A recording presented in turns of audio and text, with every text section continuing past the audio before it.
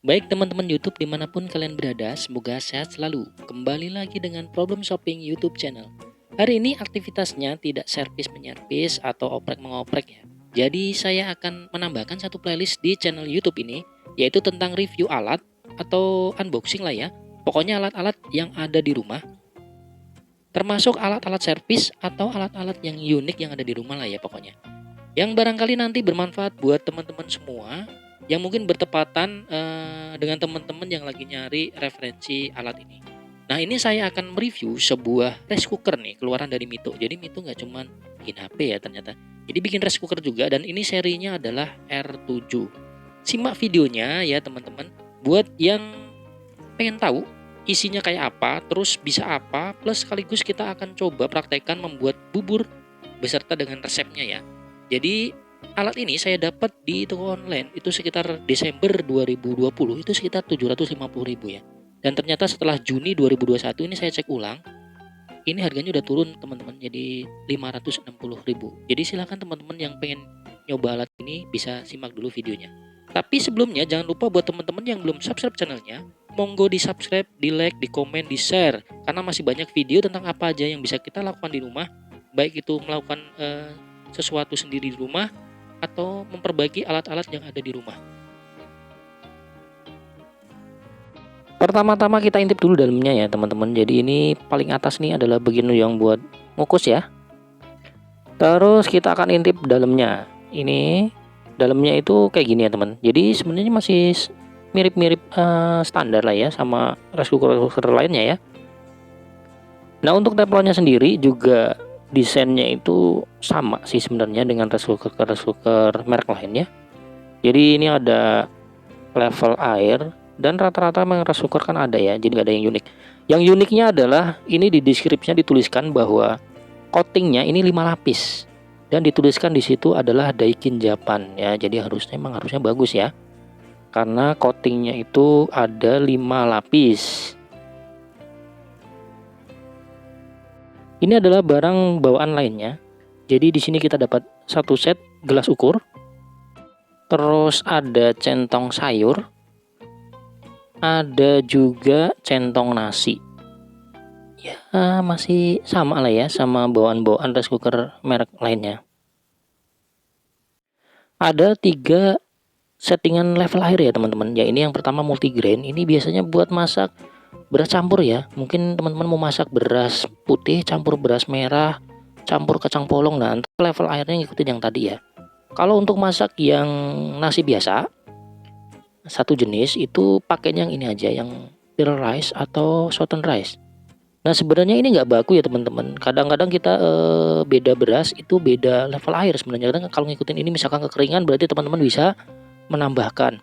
Tapi untuk masak pertama kali mungkin teman-teman bisa menggunakan acuan level air ini ya. Jadi ini adalah perbandingan antara jumlah cup dengan ketinggian air. Jadi kalau misalkan kita masak 4 cup, berarti tinggi airnya itu ada di angka 4. Begitu seterusnya ya. Terus untuk satu settingan yang satunya lagi yang kecil ini adalah untuk porridge atau buat bubur. Jadi teman-teman kalau misalkan mau masak bubur, maka level airnya menggunakan settingan yang kecil itu ya. Atau sebenarnya ini selera ya. Kalau misalkan kepengen buburnya itu lebih lembek ya berarti airnya lebih banyak. Seperti halnya saya sudah beberapa kali bikin bubur, itu yang saya pas, yang salah saya rasa pas itu 1:6, jadi 1 cup bandingannya adalah 6 air cup. Ada 8 mode pokok yang ditawarkan oleh rice cooker ini, dan salah satunya adalah membuat bubur. Nah ini kita akan coba praktekkan ya.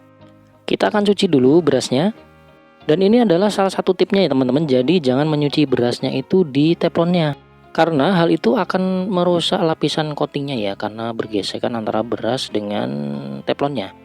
Meskipun ini 5 lapis, alangkah baiknya ketika beras itu mau dimasukkan dicuci dulu di luar, karena ini salah satu kiat supaya rice cookernya ini awet ya teman-teman. Dan jangan lupa sebelum dimasukkan teflonnya ini juga kita bersihkan permukaannya dari air, sehingga masuk ke rice cookernya itu benar-benar kering ya teman-teman. 1 cup nasi tadi sudah saya masukkan air sebanyak 6 cup ya, jadi 1:6. Ini berdasarkan pengalaman. dan lebih di atas dikit dari level yang ada di teflonnya ya. Jangan lupa kalau ini kita bikin bubur, jadi kita masukkan dulu tadi ada daun salam ya, biar lebih wangi. Terus dikasih kaldu ayam. Nah ini sesuai selera aja sih. Sama kita kasih garam juga.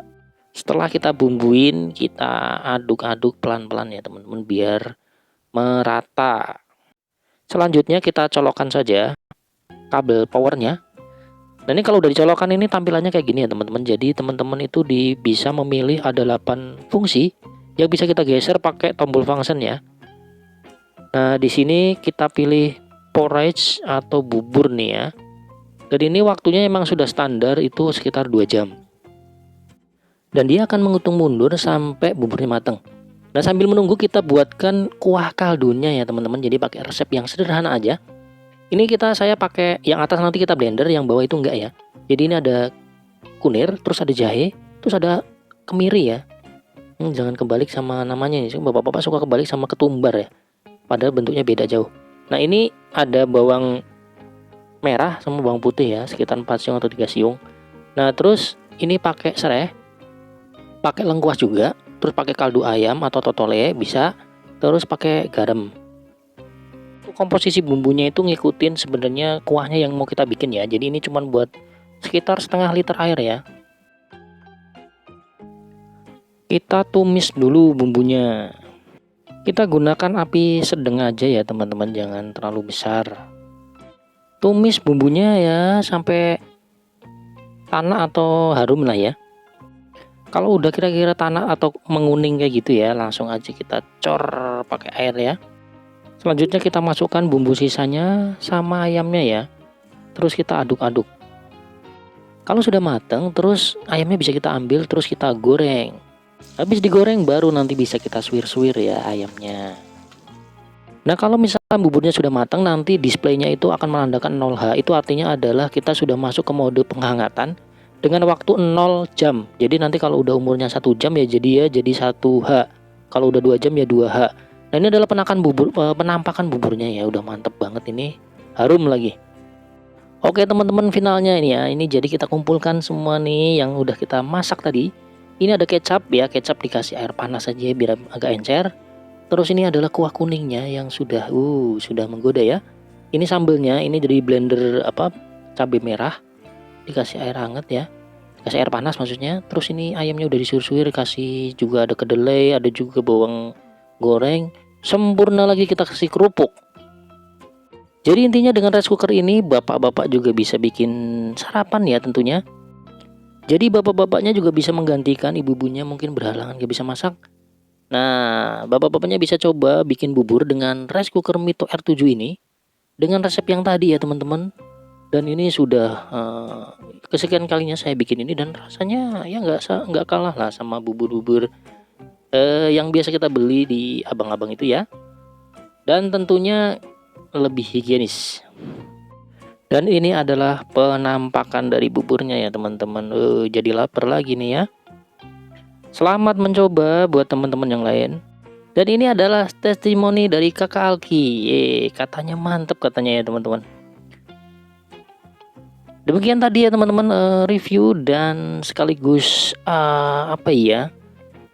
resep bikin buburnya. Mudah-mudahan bermanfaat dan jangan lupa subscribe channelnya. Terima kasih.